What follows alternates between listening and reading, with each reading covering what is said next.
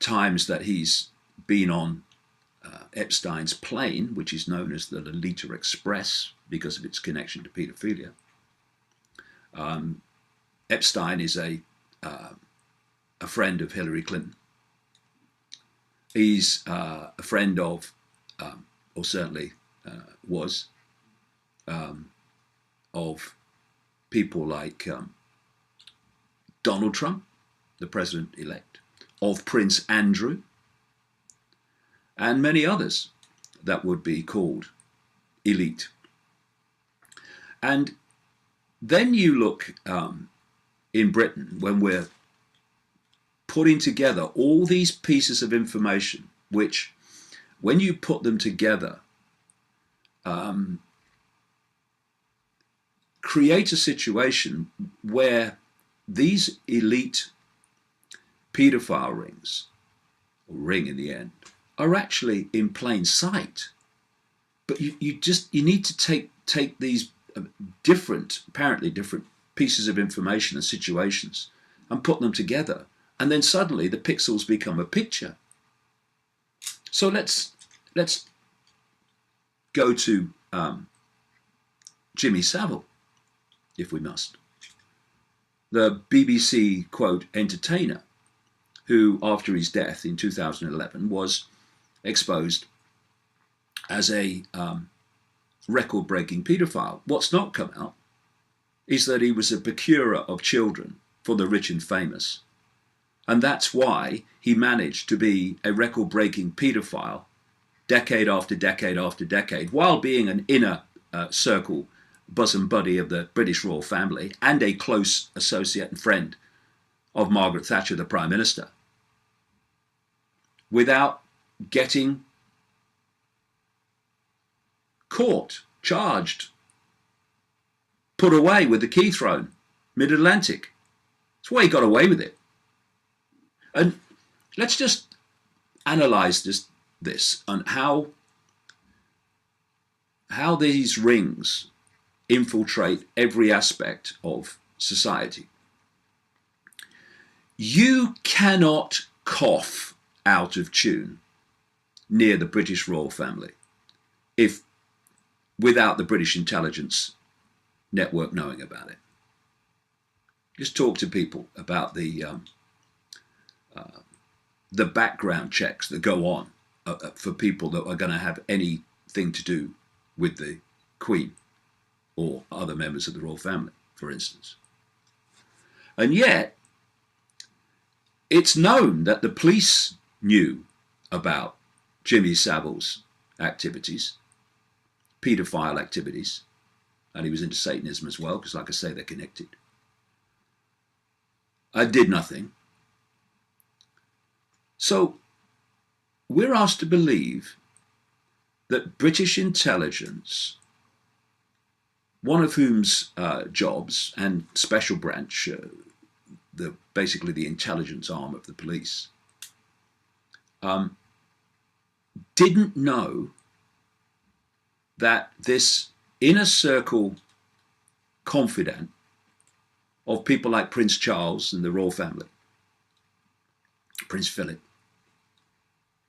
that British intelligence did not know what Savile was up to decade after decade after decade, when the scale was stunning. Of course they bloody knew. Or we're being asked to believe that the FBI and the CIA didn't know what Father George Bush and Cheney and Clintons, and both Clintons, have been up to decade after decade after decade. Of course they knew. Of course they know. So why don't they do anything? Because the ring infiltrates all aspects of society, needed to do what they do and to cover up what they do. And it's so sad as well as sickening to see the way the media, particularly the usual suspects in the media, seek to trash and discredit any of these various aspects, whether it's in this country or that country, these various expressions of this paedophile ring being exposed, and thus being exposed with it, the true nature of those that run our world.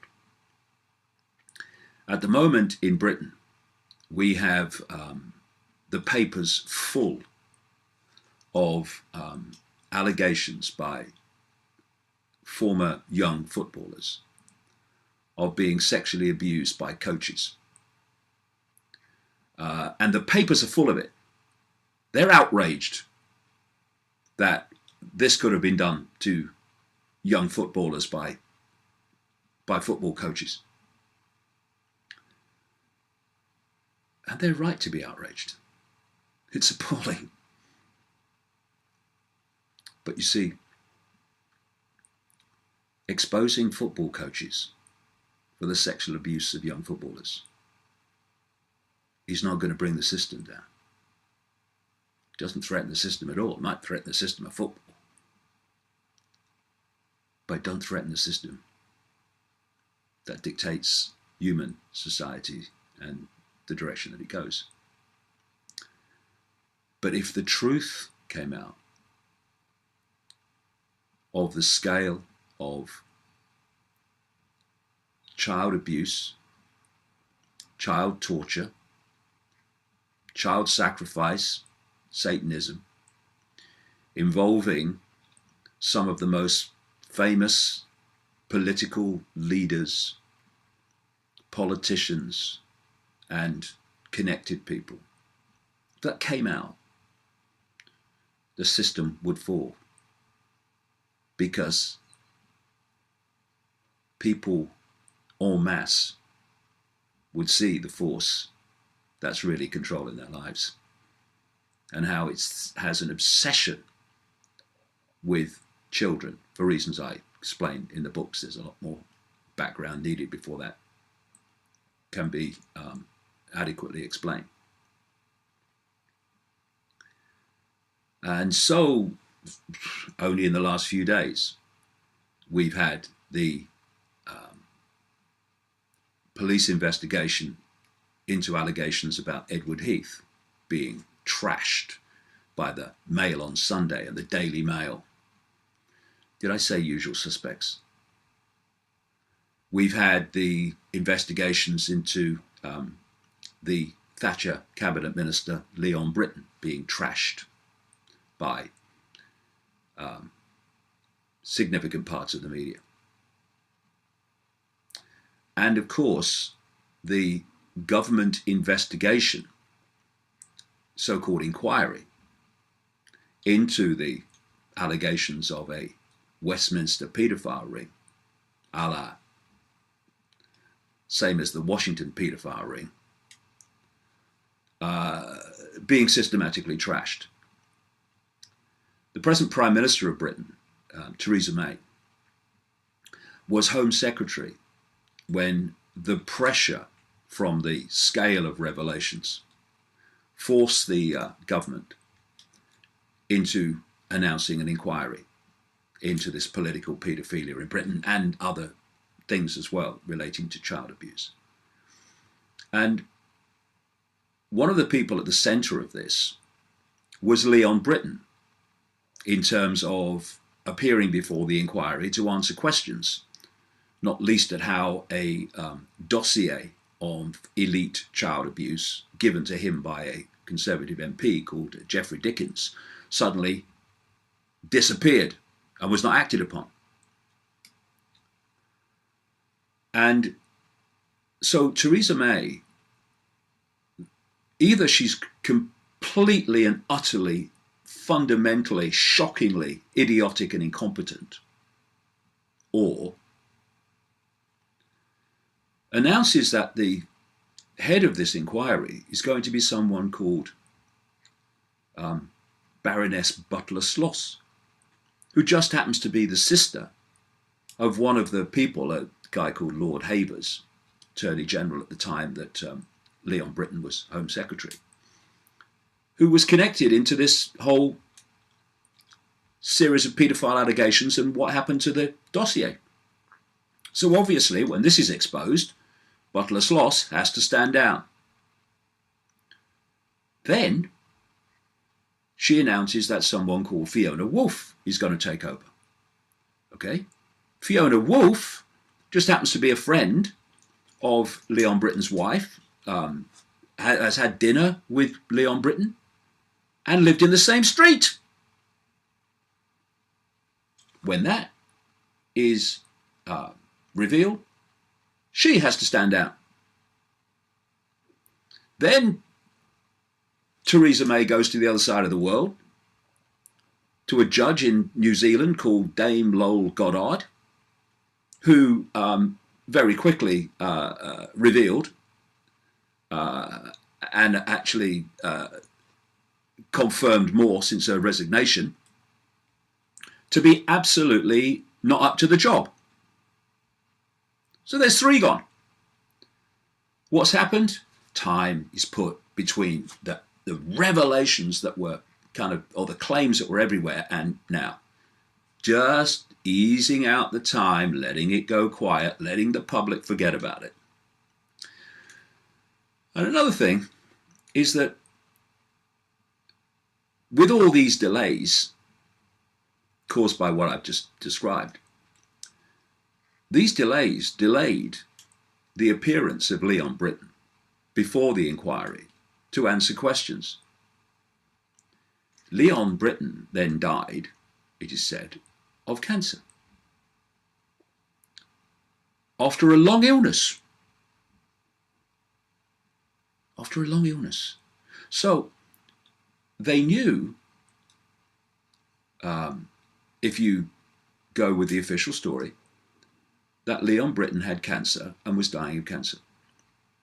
If you really wanted to find out about the background to what has gone on, what would you do? You get him in front of an official body as quickly as possible to get on the record his replies to these allegations and questions. No. Because of the delay, he died, and we'll never hear him answer for what he is said to have done, not least about the dossier. So when you, and I mean, I could talk for hours, I won't, but I could. When you put all these things together, like I say, it's in plain sight. And if you look at Pizzagate in terms of its theme, rather than the fine detail of this pizza operation or this or that, if you look at it only in terms of theme, then of course, when you put the dots together, it's based on something that is actually happening on a staggering scale.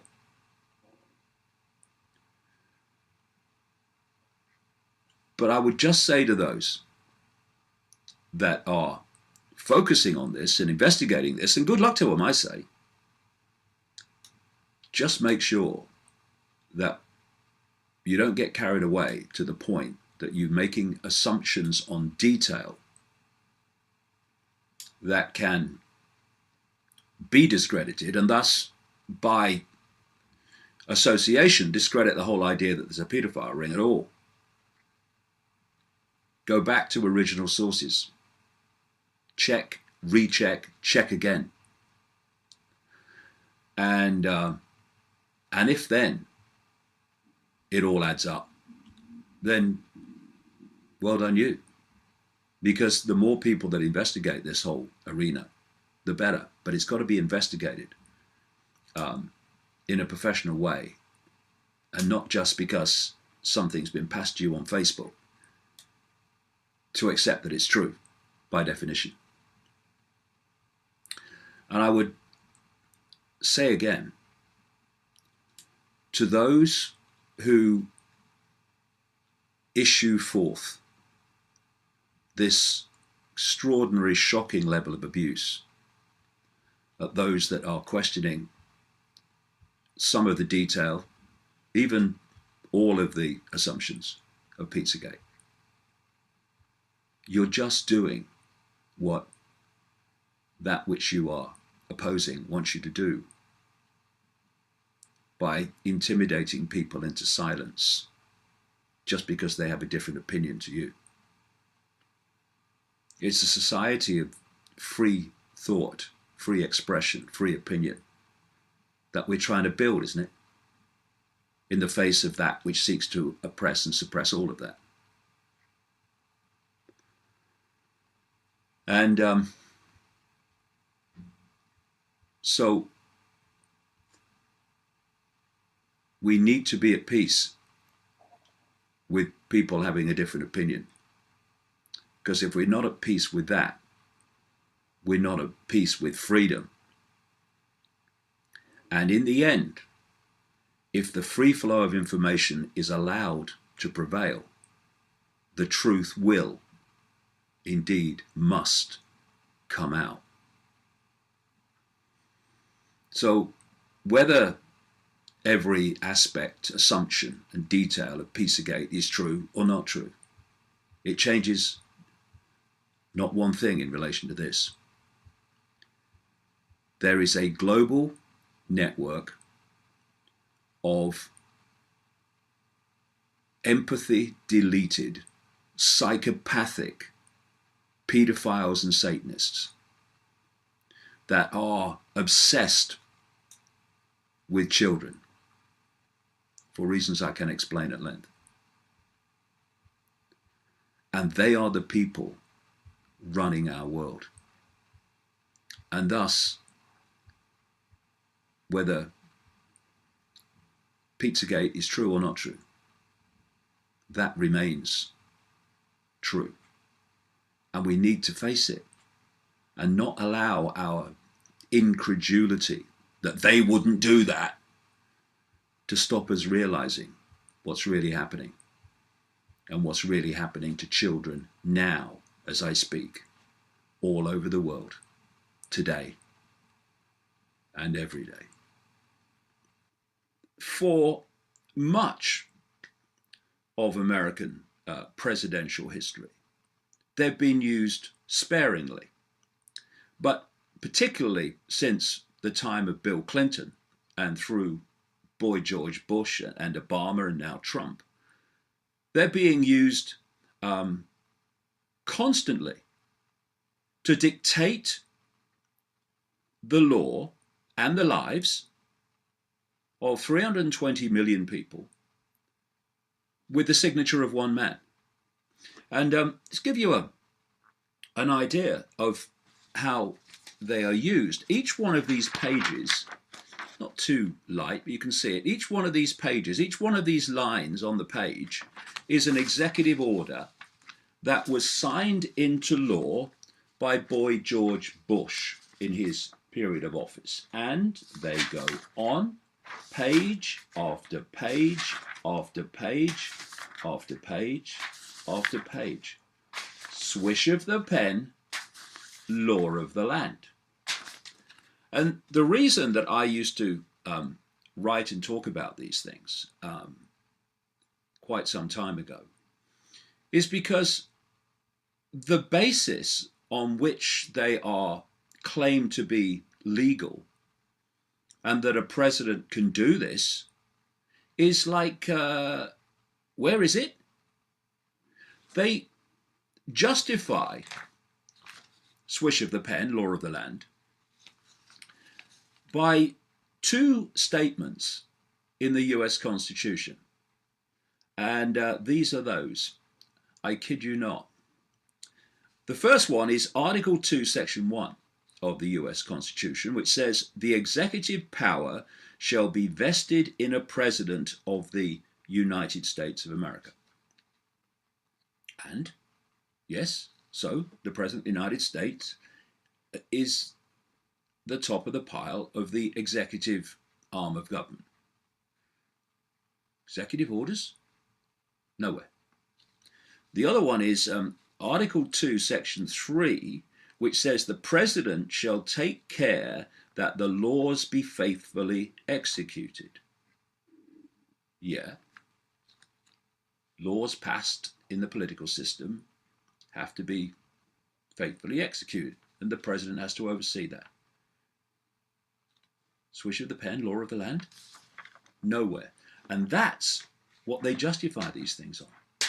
So here's Trump signing these things day after day in his first days in office. And I'm asking, where is the constitutional legality of this being done? Not just by Trump, but by Obama, by Bush, by Clinton, by all the others. And because it's Trump and all the uproar of him becoming president, executive orders are now in the news. But these have been signed. Look at all those with Bush. These have been signed, most of them without really being reported at any length. And what has happened with swish of the pen, law of the land, is that a whole list of executive orders have been brought into waiting in the case of a state of emergency being called. And who calls that? The government. And if a state of emergency is called, at that point, all these executive orders in waiting kick in and become law. And what we're looking at is a police state, Orwellian state on steroids, sitting there, thanks to executive orders, waiting to become reality. This is what they say. Each one of these is a different executive order. One, to seize all communications media in the United States. That means officially instead of unofficially like now. Seizure of all electric power, fuels and minerals, public and private.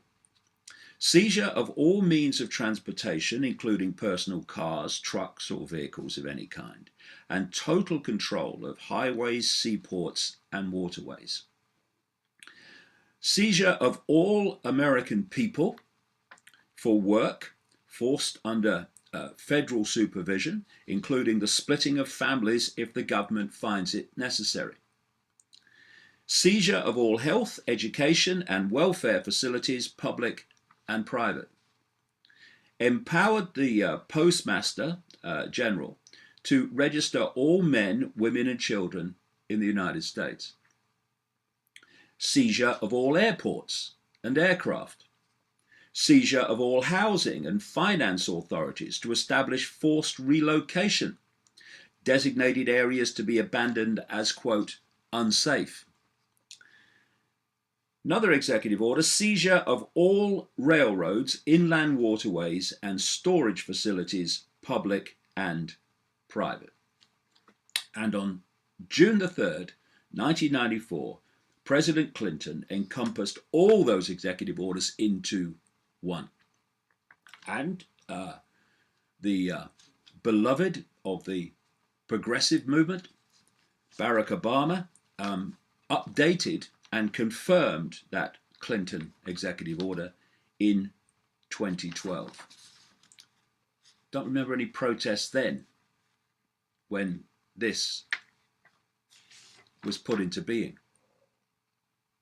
All through one person signing a piece of paper. Absolute madness. I'll give you an idea of the kind of things that that can be done this way. Franklin Roosevelt signed an executive order in 1941 ordering the internment of 120,000 Japanese Americans, many of whom were American citizens.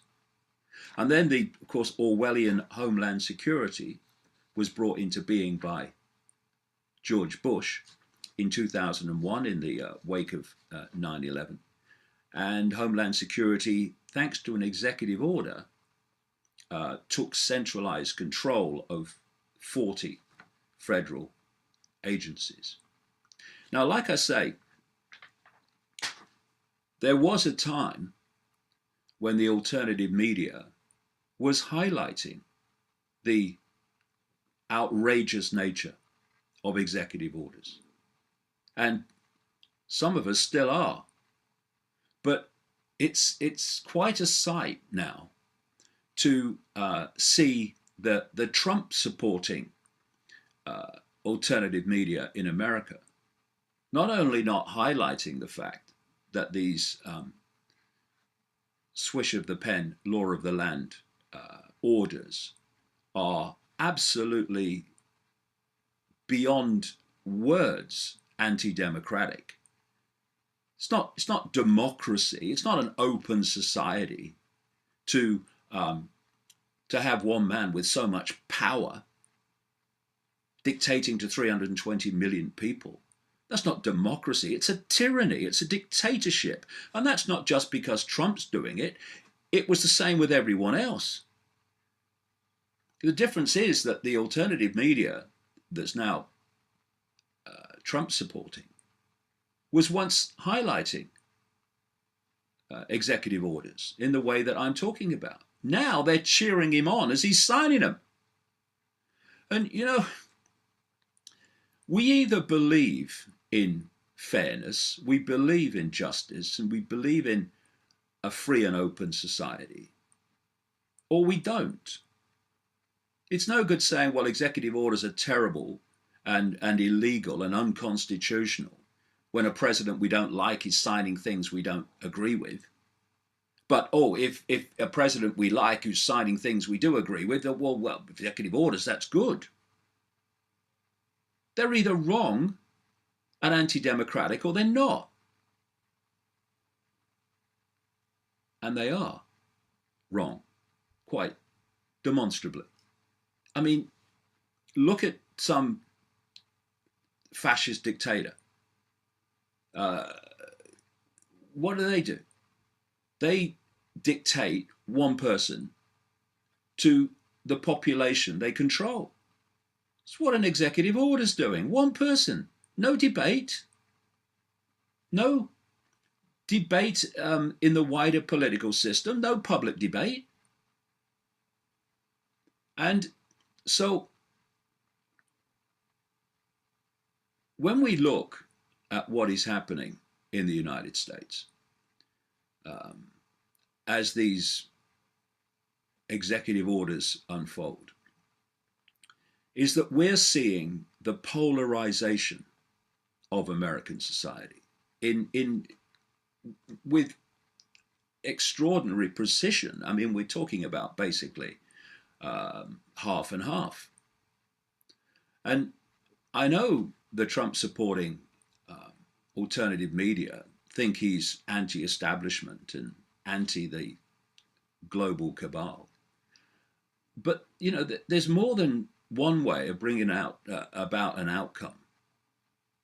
And if you are a few and you want to control the many, then you have to divide and rule the many.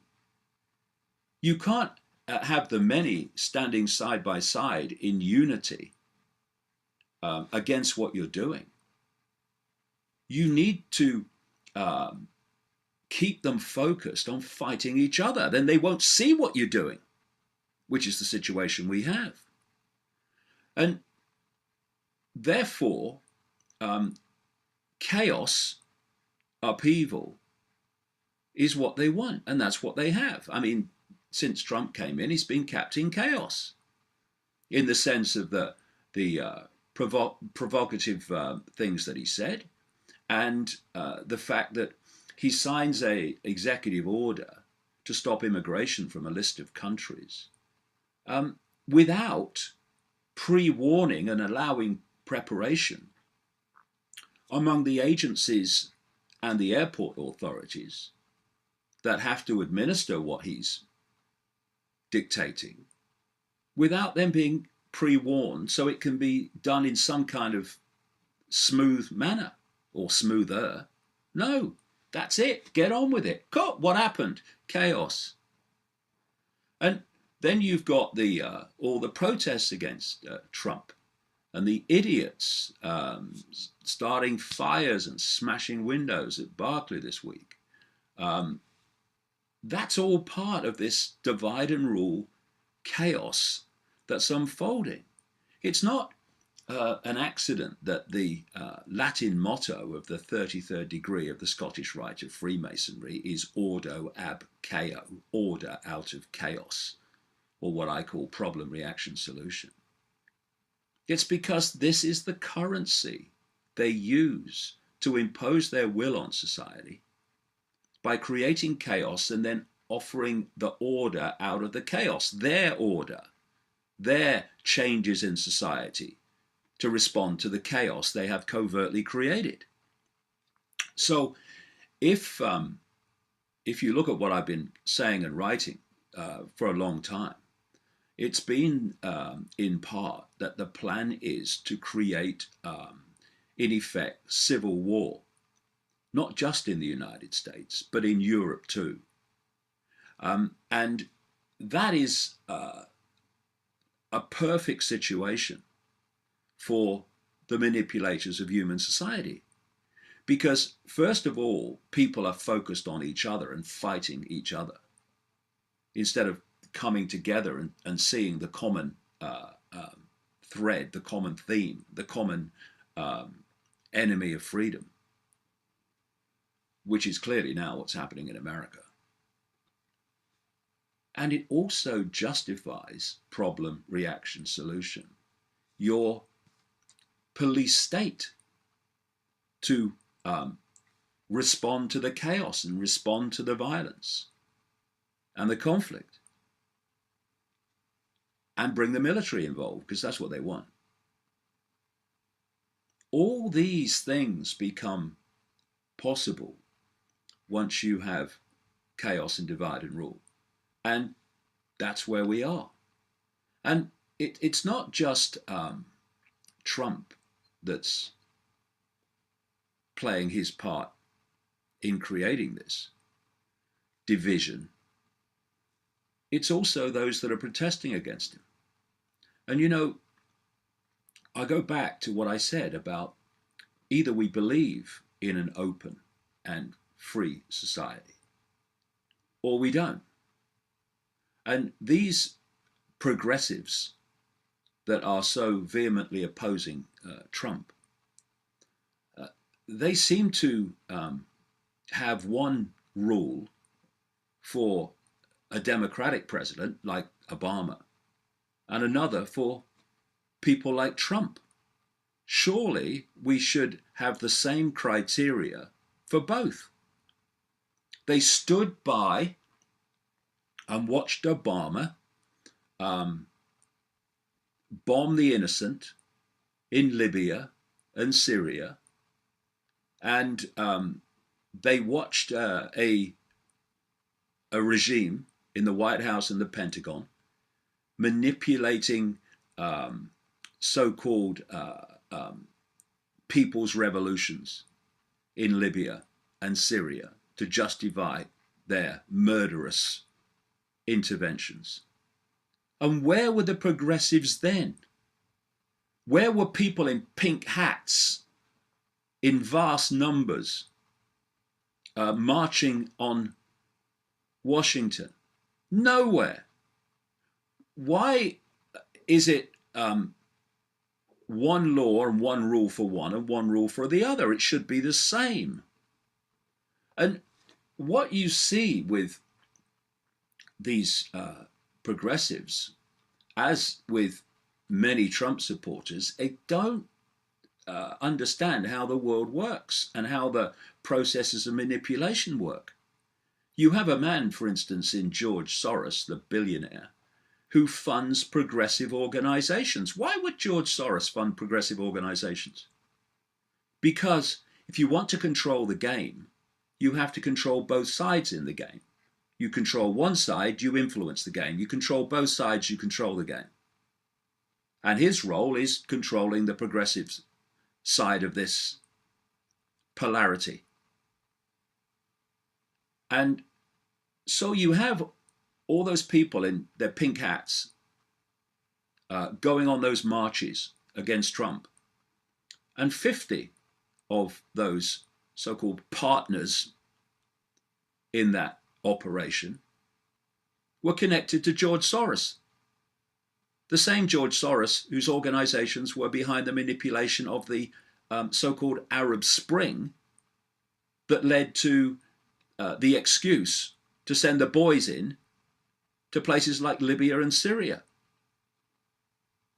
So if we're going to stop this divide and rule, if we're going to stop these polarities being played off against each other, while those in the shadows laugh, people need to get informed and streetwise about what's actually going on and how it works. You see, I'm hearing this week that Trump has imposed a Muslim ban. No, he's not.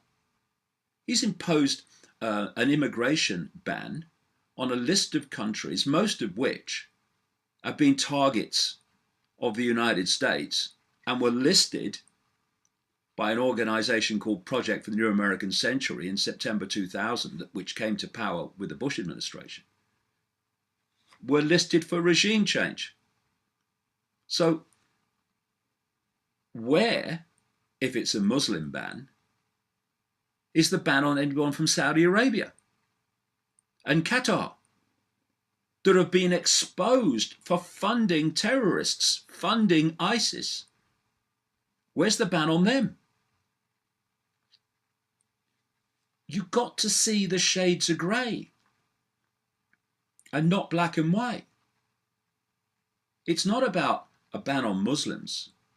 It's about targeting Muslims that suit the agenda and leaving Muslims alone, like the Saudis in their grotesqueness, the Saudi royal family, leaving them alone to go on funding terrorism. Why? Because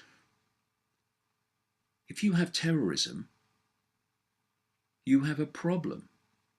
You have chaos to which you can offer your order out of chaos. And we have the mainstream media in America, of course, cheering on and winding up the anti-Trump protests. But where were they when Obama was bombing the innocent in Libya and Syria?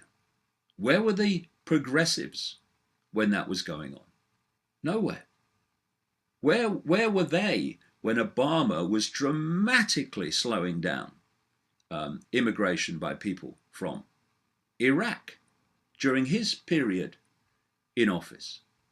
Where were they?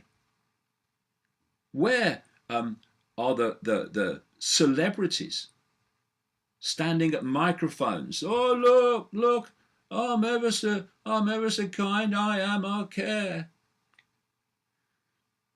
Where were they when Obama was also peddling his mayhem and his injustice? Nowhere. And, you know, most celebrities, the vast majority, they care about image. Anyone think that standing up against Trump is not just another part of that image creation? Oh, look, she's great, he's great, they're anti-Trump. What a mess. What a mess it all is. And just when we need some streetwiseness and some calmness to meet the challenge that is Donald Trump, we're getting posturing and being played like a stringed instrument to march and protest when people are told the agenda wants civil war and conflict between peoples in the United States and Europe. If people do not want what the conspiracy wants in the shadows, then we need to stop fighting among ourselves. Doesn't mean we don't en masse cease to cooperate with our own enslavement and things that we find morally reprehensible. But violence and marching for marching's sake is going to take us nowhere. If people want to challenge what's happening, then stop cooperating with it. Stop obeying the laws that you find grotesque, unjust, and unacceptable, instead of just putting a pink hat on and marching over to the White House. Oh yeah, oh look, CNN's there, they're all taking pictures, and now we're going home. Yeah, and what's changed? Nothing. And there are challenges with Trump, big time. And, you know, I wish the Trump-supporting alternative media would get its head in gear and start seeing the shades of grey, instead of becoming no more than a promotional operation for Donald Trump.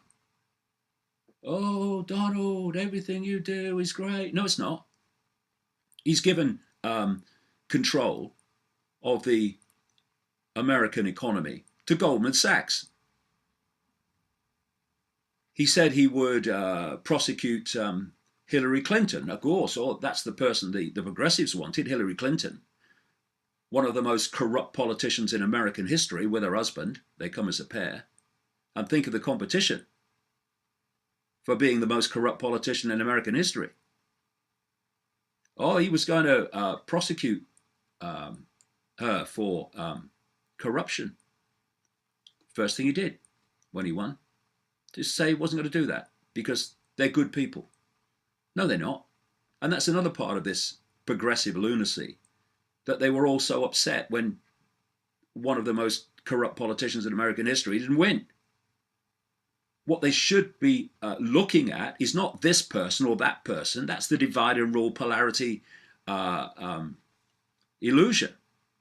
What we should be looking at is how a system supposedly representing the people is so rigged that it gives you the choice between Clinton and Trump for someone that can sign into law with a single signature. We have Trump handing the Pentagon, the National Security Advisor role, and Homeland Security, here we go, to military people. We have Mad Dog Mattis as Defense Secretary in the Pentagon, and this guy, Michael Flynn, National Security Advisor, who are vehemently anti-Iran, who work in an alliance currently with Russia and China. And so things with Iran are kicking off. You know, when you've got someone as narcissistic as Donald Trump, who can't even leave criticism on Twitter without having to respond, the ego is so hurt. When you've got that kind of mentality in control of the American military, and in a situation where signing his signature changes the law, you are indeed in a potentially very dangerous situation. And so it's not protest and violence and fires and smashing up that we need to respond to this now. We need calmness. We need people to see that actually it's not black and white, there are shades of grey. And that Trump, in his own way, is just as much a tool of the swamp as all his predecessors. And we need to come together. Stop hurling insults at each other in terms of you're racist, you're this, you're that, if you disagree with them. And in unity, cease to cooperate with that we find deeply offensive and deeply unacceptable. But also to have the decency to realize and accept that everyone has the right to an opinion, not just those we agree with. And what I find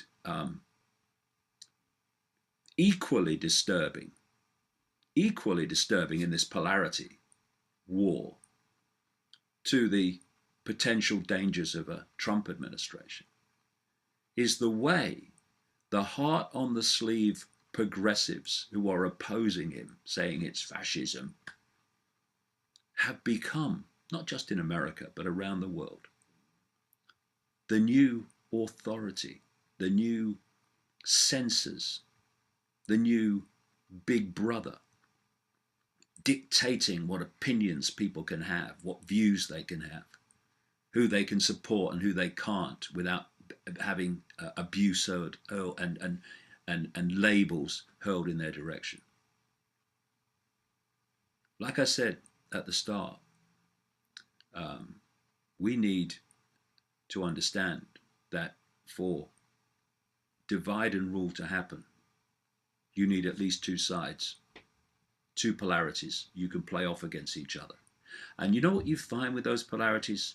That despite what these say they stand for and what they say they stand for, and all the rhetoric and the slogans, when you look at them closely, they're always mirrors of each other. And the dictatorial nature of Donald Trump is mirrored by the dictatorial nature of those that oppose him in terms of extremes. So if we don't want to be divided and ruled, let's stop being divided and have an adult conversation about what's happening in the world and what needs to happen to change it. You play problem, reaction, solution. First stage, you create a problem, covertly, of course, and you get someone to be blamed for it. And once you've created your problem, what you're looking for from the public is a reaction. And in terms of terrorism, you're looking for fear, you're looking for outrage, and you're looking for a public that either says, this can't go on, something must be done, or is at least open-minded to the fact that change must take place because of the problem. At which point, having created the problem covertly, got that public reaction, you then openly offer the solutions to the problems you have covertly created. And that is what has happened in Paris in the last week, and that is what happens again and again with these situations. And if people could only open their minds to the fact that it is possible, say the bloody least, that a force behind governments would create horror to get the reaction and the response so that they could change society in the way that they want. Now, for the last 25 years in my books and talks around the world, I've pointed out what this hidden hand wants. It wants a global Orwellian fascist dictatorship where people are controlled down to the fine detail of their lives, where freedom of speech, freedom of movement, all of it is no more. We're seeing it unfold by the day now, all these years later. They also want to pick off country after country in the Middle East. I've talked in other videocasts and in my books about the list and how far it goes back and how they're picking them off. Libya and Iraq and now Syria. And they want to expand that across into what's known as Eurasia, that great landmass from Europe to China and from Russia down into the Middle East. And look at what has happened as a result of Paris, as a result of the problem covertly created. We are having extraordinary levels of the Orwellian state being introduced in France.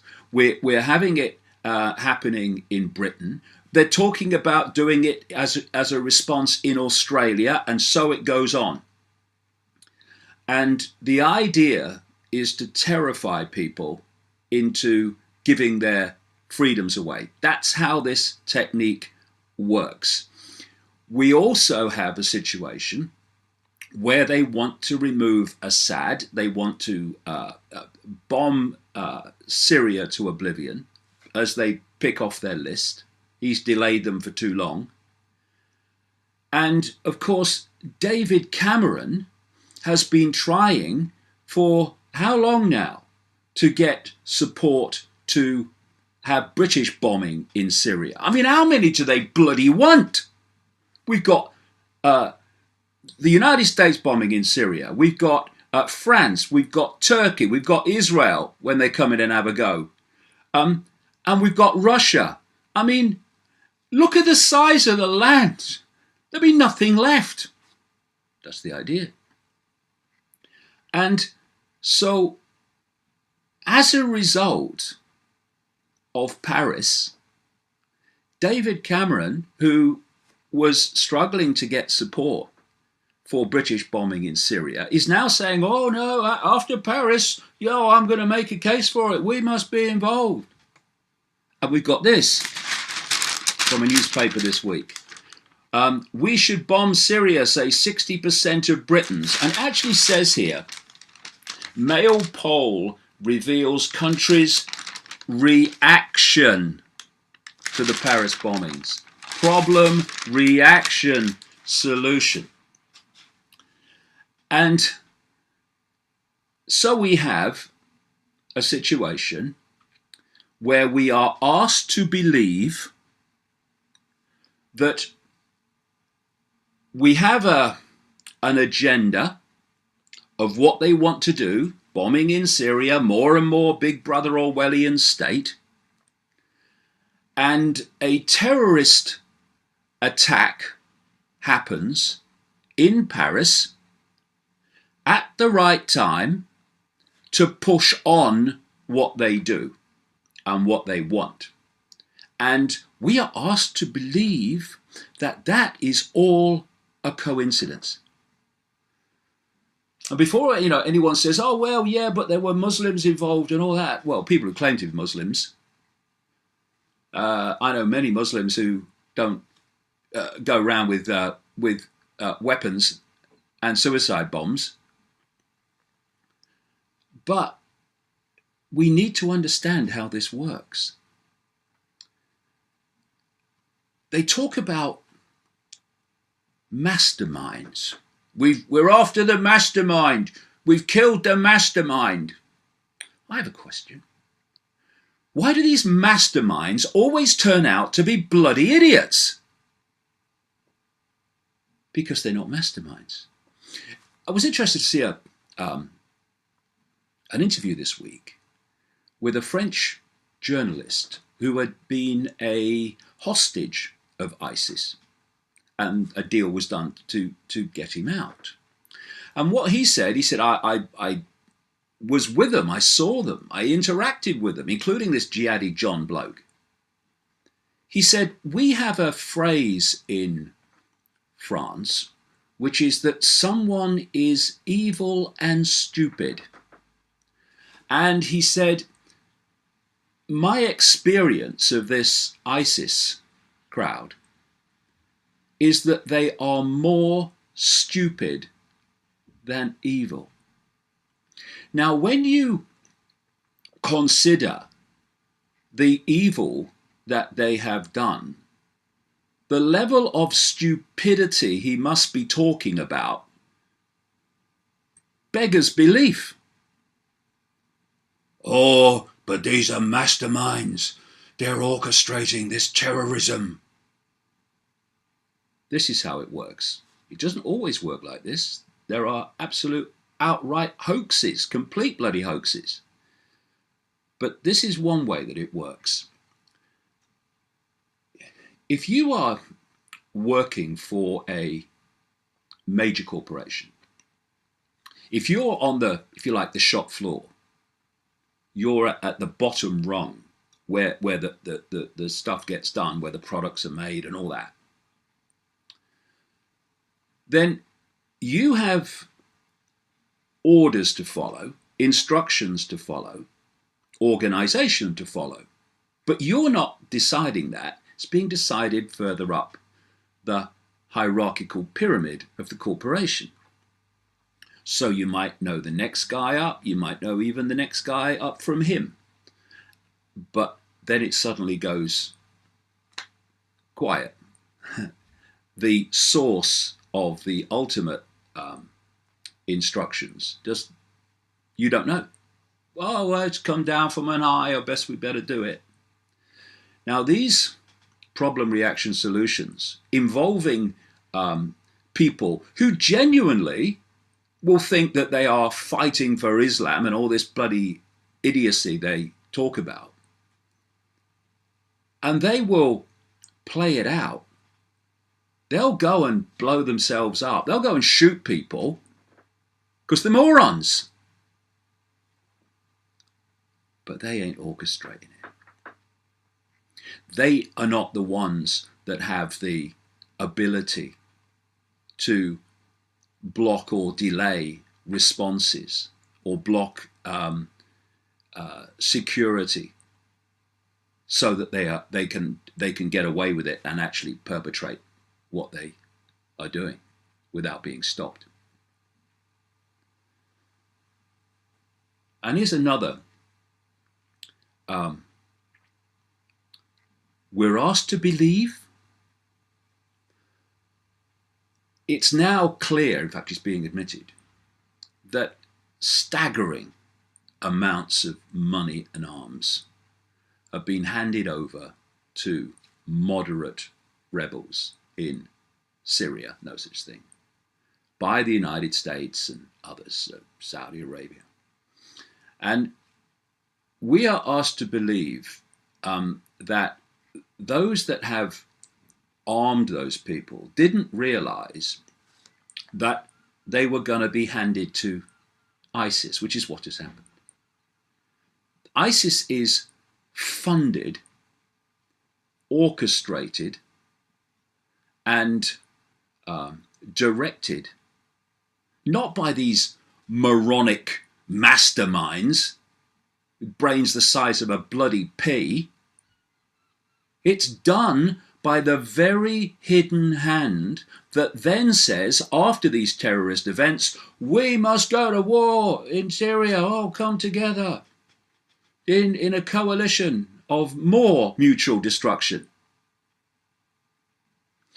We are asked to believe that these countries like the United States, Britain, France, Saudi Arabia, Israel, Qatar, that have funded, trained and armed these people and direct them, that they have no control over them doing a terrorist act in Paris. And what we're seeing now is a double whammy. We are seeing the ante being upped to create maximum terror, maximum fear in these societies of the West, France, Britain, Germany, United States, to so terrify the public that they will give their freedom away to these psychopaths, and I'm talking about the politicians here and those behind them. They'll give their freedoms away to these psychopaths in fear of not being protected otherwise from what they have been manipulated to fear. And the other side of this, because what we're talking about with problem, reaction, solution is, in the name of my last book, it's a perception deception. It's all a perception deception. You know, if you want to control what people do, what people will challenge and what people will not challenge, then you have to dictate their perception. Because their behavior, their action or non-action comes from their perception of reality, their perception of a situation. So what we're looking at, although we're seeing horrific terrorism, horrific events, it's a mind game. It's about manipulating the perception of the public so that they will act and react in the desired fashion. Now, that perception deception comes from the public accepting the official version of these events. So, oh yeah, so we got to do this. We don't really want our freedoms taken away, but what can we do in the face of all that stuff? The antidote to that is the alternative media. The alternative media that looks at these events and comes from it from another angle and provides a different narrative. A narrative that says, actually, if you look at it from this angle, who benefits from this? Who benefits from what happened in Paris?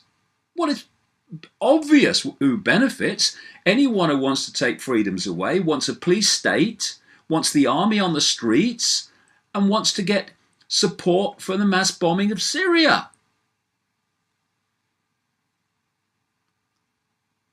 Who benefits is, as the phrase goes, the one most likely to have committed it, and in this case, ultimately, organized and engineered it. So what we're seeing in this double whammy is, on one side, more and more of these events to terrify people. And note, these problem reaction solutions invariably target places and people where normally people would feel safe. So all these mass shootings in the United States happen in places like schools. You bomb a Russian aircraft, so people get fearful about air travel. You have a terrorist attack in Tunisia on a holiday beach, so people are terrified even to go on holiday. It's all a mind game, and it's all systematic, and we better get our asses in gear and understand this, because we ain't seen nothing yet otherwise. So we have the fear, and then the other side of the double whammy, and that is the war that's now been waged and is being waged upon the alternative media to try to silence them, to try to censor them. This week I've been banned for 5 days by Facebook, and other cases have come to light where people have had things censored at the most outrageous way by Facebook. Go to davidicke.com, see why I've been blocked out for 5 days, and you'll be staggered at the reason for it. And here's another we're being asked to believe. We're being asked to believe that even though this is a perception deception, It's about control of information. That a giant global communications operation like Facebook and Google are not controlled by this network, this hidden hand that prospers by manipulating perception. Are you having a laugh? And what's happening is these companies like Facebook, led by a bloke in a t-shirt, hey man, cool, hey, I'm one of you. Well, the smiley face is starting not to smile so much as the real reason for Facebook comes to light, which is control of information and surveillance, and others like it. And therefore, people who care about freedom need to give maximum support to the alternative media, which is being squeezed financially by people like YouTube and Google, where search engines are being manipulated so the alternative media is not as on display as it could be, and censorship in other ways. We need to support the alternative media, because if that goes, there is no other challenge alternative to the official narrative, which is designed to sell you a lie. Now, another thing about these problem reaction solutions like Paris is they have a pattern. People like me have been pointing out this pattern for ages. And what you can do now when you hear there's been an attack in Paris, and it's happened over this one, people are saying, okay, 1, 2, 3, 4, this is what's going to happen next. And it happens, and it's happened in Paris. Go through a few things. First of all, passports. You know, someone said on the internet this week something very profound. He was trying, he's kind of being ironic, but very profound. He said, would people please send me all their passports so I can build a bomb-proof building? Because these passports appear to be indestructible. Build a bomb shelter with them. Let's look at 9/11. Do you know, after 9/11, you saw the planes hitting the buildings and the fireballs. The FBI and the New York police announced that they'd found one of the hijacker's passports. He's supposed to be in the bloody plane, in a place called Vestry Street, right in the middle of Ground Zero, where the World Trade Center was. I mean, was it singed? It's a bloody nonsense, but it's a perception deception. It's not true. Of course it's not true. It's idiocy. But they're looking for the reaction. Hey, honey, it was them Muslims on them planes. They've just found a passport. Come on, honey, there's a game show on. And a year later, an independent television crew went to New York doing a documentary a year after 9/11. And they asked the New York police about this hijacker's passport. And they were told it's a rumor that might be true. There was a press conference called after 9/11 to say they'd found it. Why? Perception deception. It's a mind game. And then we have 7/7, the London bombings in 2005, where one of the people who's supposed to be on the tube train blew himself up with a bomb in his bag. The police found, miracles are to a penny in these problem reaction solutions because they're lying. They found his passport, they found his driving license, and they found his mobile phone insurance. Oh, you sure it was him then, the guy you want to collar for it? It's absolutely unbelievable. Before 9/11, or at the time of 9/11, they were saying they'd found Qurans in cars and Qurans in hotel rooms where the hijackers were. Well, it's supposed to be Muslims. What, they're leaving the Quran behind everywhere they go for? Mind game. It's not even subtle. It's not even intelligent. But my God, what does that say about people that believe this crap when it's so blatantly false? Then we've had this remarkable coincidence that the 7/7 bombings happened during the G8 summit in Gleneagles, Scotland, so they could milk it. And this Paris one happened right on the eve of the G20 summit in Turkey, which was going to discuss terrorism. And where's Turkey? Just over the border from Syria. Then there's drills, exercises. A lot of people might not know this all these years later, but on the day of 9/11, there were exercises in the sky, the very same skies where the 9/11 planes came down. They were exercises that were working to a scenario that was exactly the same as what happened, including the scenario of a plane being flown, a hijacked plane being flown into a building in Washington. And they have an organization in North America called NORAD, which is supposed to react to situations like hijackings, and they send planes up very quickly. Well, on 9/11, they didn't, of course. It was ludicrously late. And if you like, the cavalry arrived when it was all over. I've seen the logs for NORAD for that day. I've published them in some of my books. And the NORAD response system was completely scrambled by not knowing if what was coming in, the reports, were the exercise or real. I mean, you have people saying, well, is this exercise or real?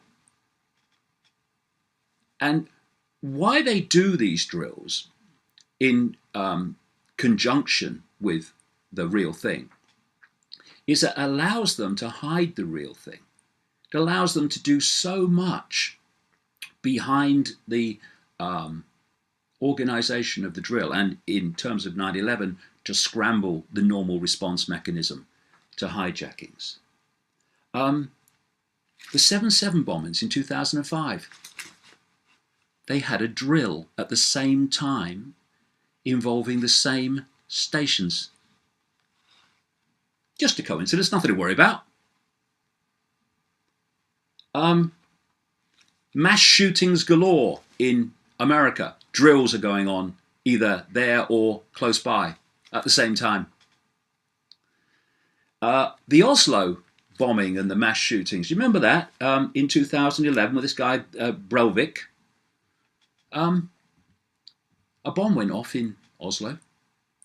And just by coincidence, the Oslo police that day, in that same place, area, were having a drill, having an exercise based on a bomb going off. And the drill ended 26 minutes before the real bomb went off in the same place.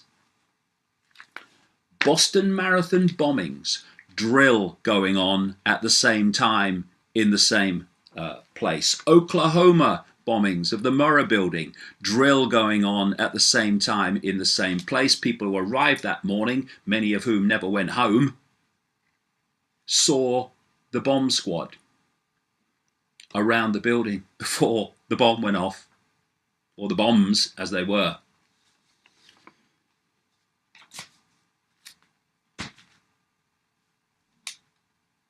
It's a scam. It's a mind game. And they are manipulating your perception so that you give them your freedom. And you give them their support to go and bomb, destroy, slaughter more people with brown faces in the name of fighting terrorism. Wake up, human race, while you still can. People who are convinced that every detail of the allegations about Pizzagate are true. And you have this, in my view, grotesque situation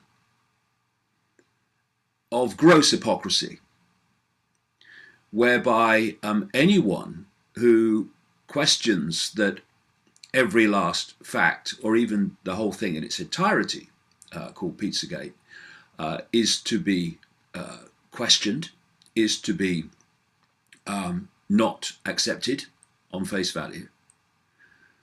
They are subjected to the most vile abuse and trolling as a result of having a different opinion to those that believe every last word and alleged fact. Now, I've been investigating and exposing the global paedophile ring of what you might call, not really, but it's what it's called, the elite of the world. And it is a global paedophile ring, not rings, in the end. The big one I'm talking about, the elite one.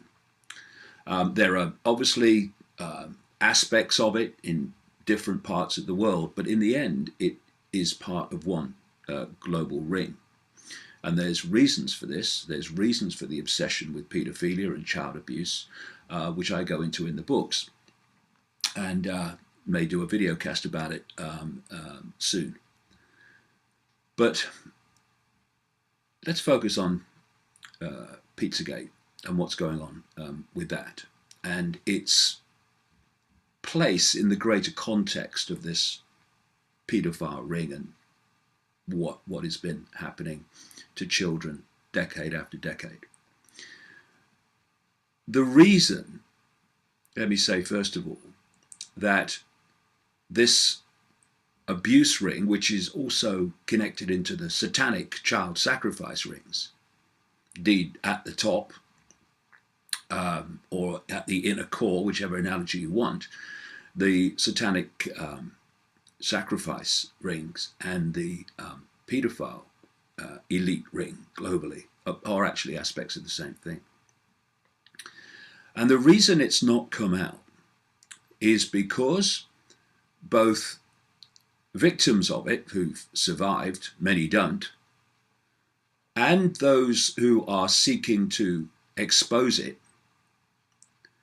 have been subjected to ridicule, abuse, dismissal, and all that goes with it. I mean, I'm a personification of that very response because of what abuse I've had over the years putting this information out. And it really is, like I say, hypocrisy and self-delusion on a mega shocking scale, that those who say they are trying to get information out about this paedophile ring in its various and indeed almost infinite forms should think that when people have another opinion from them or differ in certain facts and emphasis, that they should be subjected to abuse on the scale that we are seeing in relation to those questioning genuine people who do accept that there is a paedophile network, but have questioned aspects of Pizzagate, that they should be subjected to abuse, ridicule, and such extraordinary levels of hostility. Because what does that do? It silences people. And what does the abuse and ridicule and dismissal of those seeking to expose the paedophile networks. What does that do? It silences them. Now, if we are going to bring to the surface what is really happening to children worldwide on a staggering scale, then what we need first of all, and primarily, bottom line, is the free flow of information, the free flow of opinion, and the free flow of information. Now, we are not going to have that if all that happens when anyone questions even some details of someone else's view, i.e., let's talk about, in this case, Pizzagate, that they are going to be subjected to what they are being subjected to now. Because what that means is you're blocking the free flow of opinion and the free flow of information by intimidating people into silence, which is exactly how this whole paedophile network globally has been kept under wraps all this time. And you know, this may come as a shock to some of these abusers of those questioning Pizzagate. It's actually very good when people have a different opinion. It's actually very good when people challenge you and question you. You know why? Because it makes you question your certainty. It makes you question if every last fact that you claim to be fact is actually true. And what that means is if you have the humility to think that maybe we don't know it all, maybe not every assumption we've made is necessarily true, then you can look at those assumptions again. You can recheck the facts. You can recheck where this accepted piece of information, where did the original source come from? But no, people who question Pizzagate are in detail, not even necessarily in its entirety, they are subject to this extraordinary level of hostility. And what I would say to those people who are issuing forth the abuse, look at what you say about the suppression of information and the suppression of opinion by the mainstream media, and then find a frickin' mirror and ask yourself, well, am I actually behaving in the same way that I claim to oppose behaves? And the answer, if people are honest with themselves, over and over again will be yes, it is. So let us not forget either, of course, that trolls and abusers of people in the way that I talked about also connect in to a now massive and highly sophisticated military computerized system of systematic trolling and seeking to undermine those who are putting out information that people or those in the shadows don't want people to hear. But beyond that, we still have this very significant number of people who are not connected to the military, who act in the interests of the suppressors by abusing those who question anything they say. And I say that from the perspective of knowing for a long time, more than 20 years now, that these elite paedophile rings in the end ring exist, and that they connect into the child sacrificing satanic rings. Going back as far as 1998, I published this book, The Biggest Secret, which named people like the former Prime Minister of Britain, Edward Heath, as a paedophile and Satanist. And the passage in the book was read to him. He was still an MP, Member of Parliament at the time. Was read to him in the week of publication.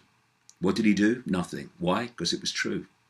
And it took nearly 20 years for a police investigation triggered by other sources, not mine, to start into the child abuse allegations against Edward Heath. Of course, now, as with all aspects of this child abuse, paedophilia revelation in Britain that came out after the revelations about the BBC entertainer and record-breaking paedophile Jimmy Savile, the investigation of Ted Heath is being attacked by aspects of the media, usual suspects, to try to kill that, as they did the same with killing investigations into Leon Britton, a Margaret Thatcher cabinet minister and Home Secretary, who I named in a later book, again, while he was still alive. And in The Biggest Secret, someone else I named in 1998 was a guy called Lord Alistair McAlpine. He was the Svengali spinner and closest of close associates throughout her period as Prime Minister of Margaret Thatcher. He was named to me by enough people for me to take it seriously and name him in the book during the 1990s. And of course, after the Savile revelations, there was this scandal in Britain when it was alleged that Lord McAlpine was a paedophile. And he then goes around threatening libel actions and instigating one or two over people actually in the end didn't name him directly. And he got massive payouts from the BBC and independent television, who neither of which named him. Go figure. And I named him in the 1990s in The Biggest Secret. And I named him again on the internet after the revelations became public all that time later. And he never even contacted me. And it's interesting that he was the spinner of and Svengali of Margaret Thatcher. The revelations about the Westminster paedophile ring were based upon the period of the Thatcher government. Margaret Thatcher was a very close friend of Jimmy Savile, and Jimmy Savile was an inner circle bosom buddy of the British royal family, brought into that circle in the 1960s by Lord Mountbatten, member of the royal family, who was a known paedophile. So when you look at my background, I've been at it with exposing this ring and uncovering it for decades. But that doesn't mean that you can't question every fact of every allegation and maybe think there's not enough to go on here to be so definite. Not that there's nothing happening, no. But be careful you don't make 2 and 2 equal 4,250, because if we do, It takes one massive exposure that allegations of a paedophile ring or a satanic ring is provable nonsense. And it discredits everything else.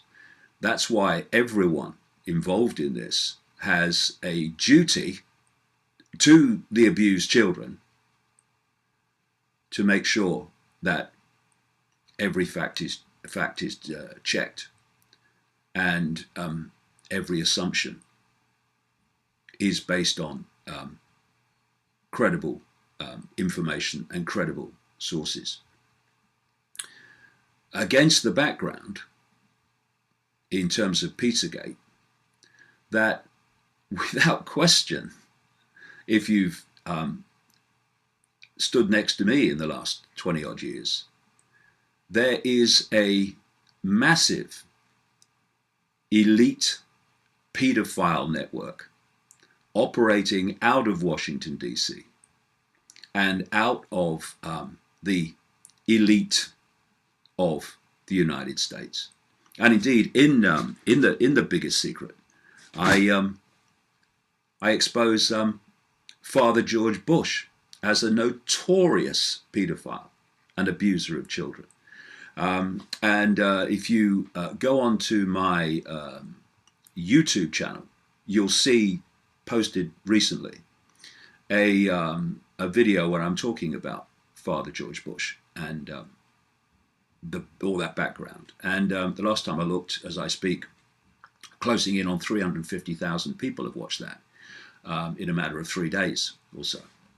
And then there's another book, Transformation of America by Cathy O'Brien. This came out in 1995, and I met Cathy O'Brien and her partner very soon after the book came out.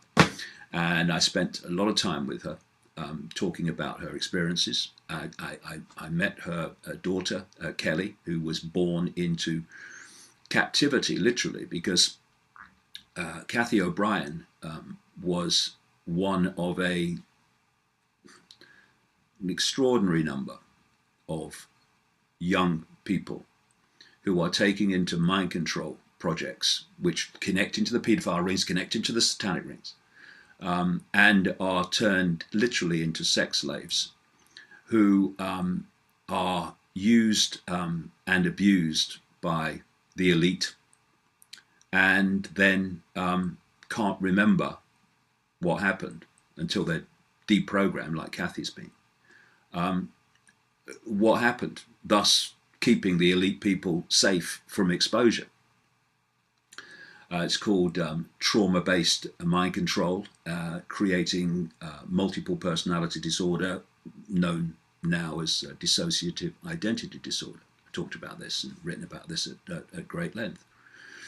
And Kelly, Cathy's daughter, was born while Cathy was still in a government mind control project, a project known as Project Monarch, an elite part of a mind control operation in America that actually became public, called MK Ultra. And what Cathy describes in the book from her period in captivity, from a small child through into her 30s, was the unspeakable behavior of the Clinton family, Bill Clinton and Hillary Clinton, and the Bush family, in the form of Father George Bush, and people like Dick Cheney, and a stream of other people in that same period of the Reagan, Bush, and Bush administrations. Unspeakable is a word that doesn't even begin to cut it. Not just child abuse sexually, but torture. The sexual and abuse and torture of young women and others. And these, by the way, are the people that gave the order to invade countries and bomb countries. Anyone think that they will have any empathy with the people on the other end of the bombs? Whether it's in Syria or Libya or Iraq? When you have such a deleted empathy, a capacity for empathy, that you will do that to kids. So what goes on behind the scenes is so fantastic, so horrible, so horrific, that so many people, and you've got to understand that, and understand why, find it difficult, who've not done the research, who've not spoken to the people involved, and I've spoken to legions of them, in terms of the victims. They find it impossible to bridge that gap between the world as they think it is and the world in the shadows as it really is. And there was, of course, more confirmation of this in America with the revelations of a Nebraska state senator called John W. DeCamp, who wrote a book called The Franklin Cover-Up, which didn't set out to expose or uncover an elite paedophile ring connected to the Republican Party.